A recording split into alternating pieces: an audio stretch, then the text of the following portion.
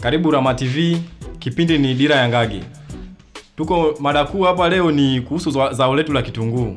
Tuko na mjumbe wa Chawanga ambaye ni Power Msosi hapa. Tunataka kujua jinsi ya mazao ya mwaka huu. Tunashindwa kuelewa kwa sababu wakulima wengi wanalalamika kuhusu hili zao la kitunguu. Wameanzia kwenye mbegu mpaka kwenye kitunguu. Sasa tunataka kujua kuhusu Chawanga kwa sababu hili zao linaingizia mapato. Lakini mmejipangaje kuhusu kutoa hili tatizo kwa sababu wakulima wengi huwa wanalalamika hili tatizo. Sawa.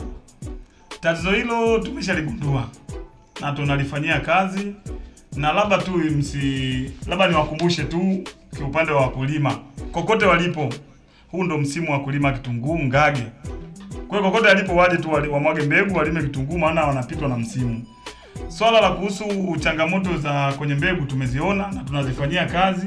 Tulikuwa tunadili kwanza na maji yakae vizuri ili kusiwe na changamoto yoyote.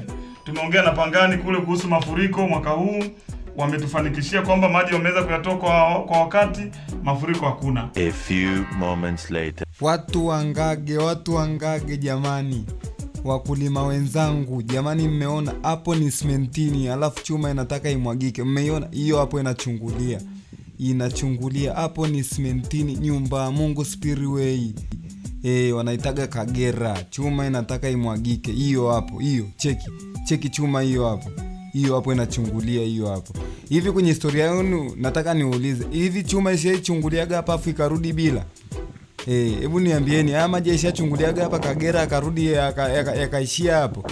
Kwenye historia yenu tangia mwaka hiyo 88, 98, 2008, 2018, chuma hiyo hapo, cheki hiyo chuma hapo.